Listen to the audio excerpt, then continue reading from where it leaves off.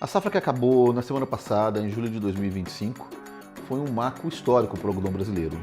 A perspectiva de Nova York é muito clara nesse momento e o mercado doméstico deve acompanhar com a diferença do câmbio, que aí sim pode variar. O Brasil consolidou a sua posição de maior exportador do mundo, uma posição que vinha sendo ocupada pelos Estados Unidos há mais de 250 anos. A gente está falando de 25% em duas safras.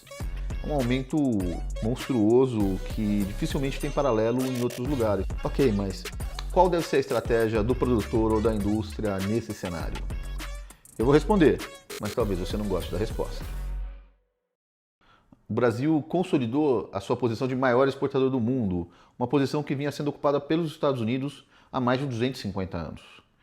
Mas como que isso afeta a produção, a exportação, o consumo e principalmente o preço?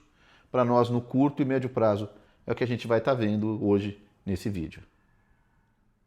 Meu nome é Peri Pedro e eu transformo produtores de algodão e de fios em traders, profissionalizando a sua comercialização.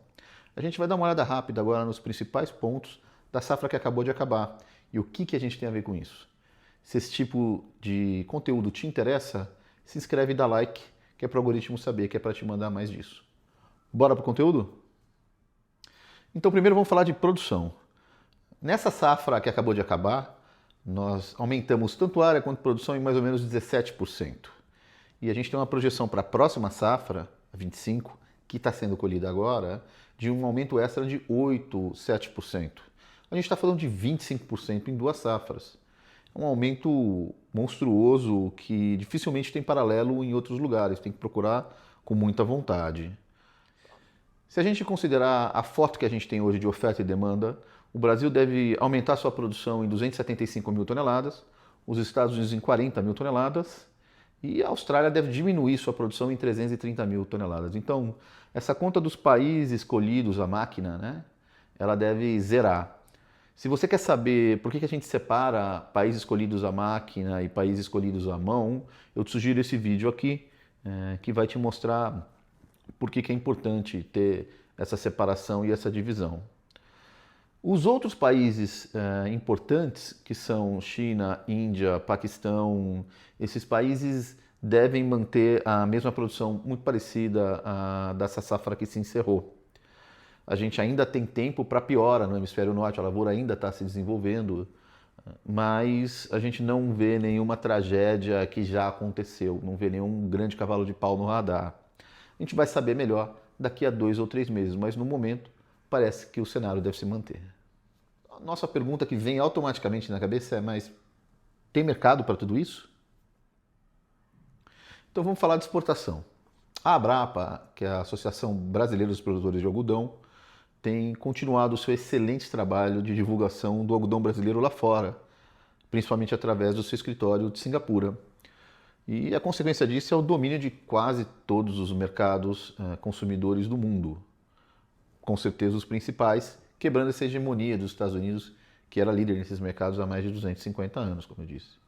A combinação de rastreabilidade, confiabilidade, qualidade e esse intenso trabalho comercial com o apoio da Apex e da ANEA, Associação Nacional dos Exportadores de Algodão, que são basicamente as tradings, ela tem feito com que o mercado exterior absorva esses saltos absurdos de produção que o Brasil tem testemunhado nos últimos 10 anos. Atenção principal para a Índia. A Índia era um país que não importava ou importava muito pouco e passou a importar, aumentou em 10 vezes a importação de algodão brasileiro nessa última safra. Ela é o segundo maior consumidor e o segundo maior produtor de algodão do mundo. E hoje importa muito pouco em termos absolutos, mas é um mercado promissor que tem potencial enorme, dependendo do que eles fizerem com a sua produção e o seu consumo nos próximos anos. Mas e o consumo? Bom, aí depende de quem você acredita. O USDA está um pouco mais esperançoso. Ele acredita que mesmo com toda essa turbulência que está acontecendo nas cadeias de suprimento internacionais, não só deve se manter, como aumentar em 1% esse consumo mundial, para 25 milhões e 718 mil toneladas no momento. Já a Kotlook, que é uma super respeitada revista sobre algodão e que analisa as estatísticas, acredita num consumo abaixo de 25 milhões de toneladas, principalmente por causa do desarranjo sobre a China. Eles acham que a produção chinesa vai ser vendida e talvez inunde outros mercados, e esses outros mercados vão ter dificuldade em repassar seus produtos, que no meio dessa confusão a gente vai ter uma queda importante na demanda mundial. De qualquer maneira, eu não me lembro de nenhum outro momento em que essas duas publicações tivessem tão diferentes nas suas previsões. Normalmente era bem tranquilo você acompanhar os dois, os números mais ou menos batiam. Então, dependendo de quem você acreditar, você tem um cenário pessimista e otimista. Pessoalmente, eu estou bastante preocupado com o consumo. Na semana passada eu conversei com agentes da Turquia, da Índia, de Bangladesh, do Vietnã, que são mercados importantes, e eu não gostei nada do que eu escutei. Na Turquia, por exemplo, eles estão rodando com 55% da sua capacidade.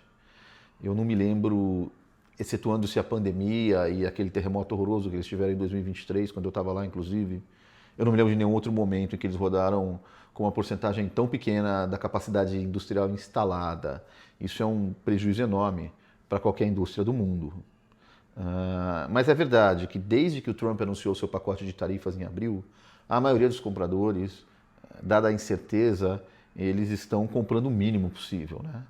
Tem um ditado na economia que diz que a incerteza é pior do que notícia ruim. A notícia ruim, você já sabe o que vai acontecer, pode tomar decisões baseadas naquilo, mas quando você não sabe o que vai acontecer, quando tudo pode mudar com um tweet, né, que é a marca do governo Trump, essa incerteza faz com que você se recolha o máximo possível.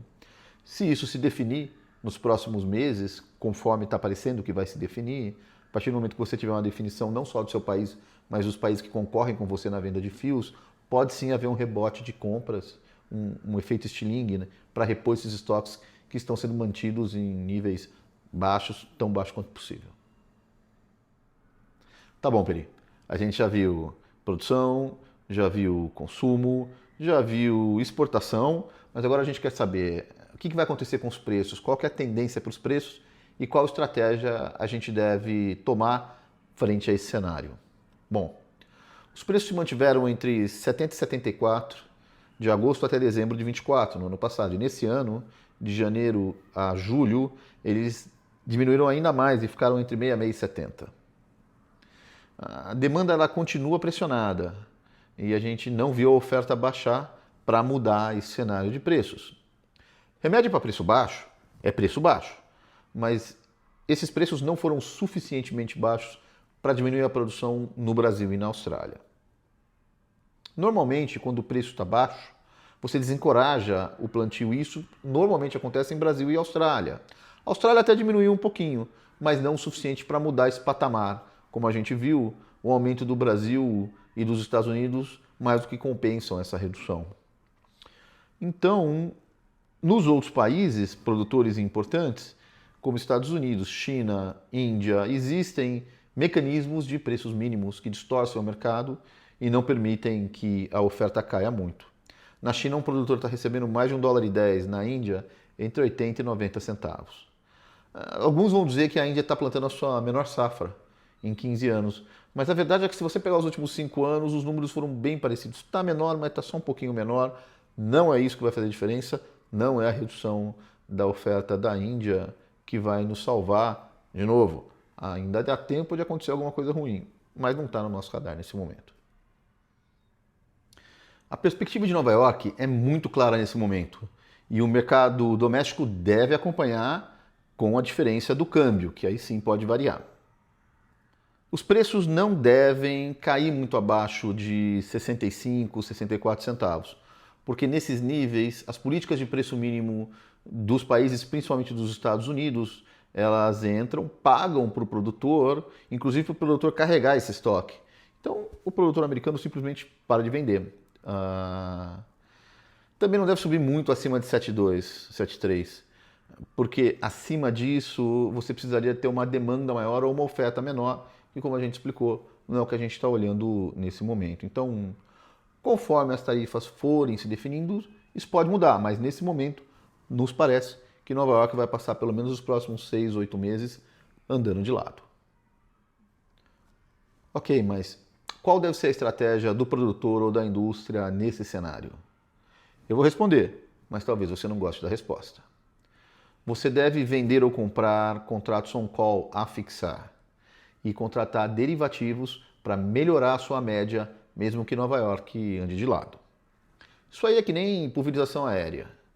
Você não quer fazer e parece um bicho de sete cabeças até você começar. Depois que você começa, você se acostuma e você se pergunta por que você não começou antes. Isso aí é só mais uma tecnologia que você coloca na tua fazenda e que tem um impacto direto no seu faturamento ou no seu resultado, no caso da indústria. Se você já estudou e já conhece esses derivativos, agora está na hora de contratar. Mas se você nunca viu um pouquinho ou está inseguro para fazer, me chama no link aqui ou lá no site e a gente vai entrar em contato e te ajudar no que for possível para você colocar mais essa tecnologia na sua fazenda e passar a tirar proveito do que já existe e tanta gente usa.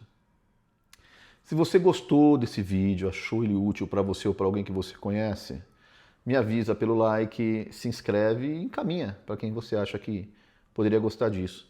Se você tiver dúvidas, alguma sugestão de vídeo futuro, coloca lá nos comentários para mim e a gente vai olhar com bastante carinho, tá ok? Um grande abraço e até a próxima.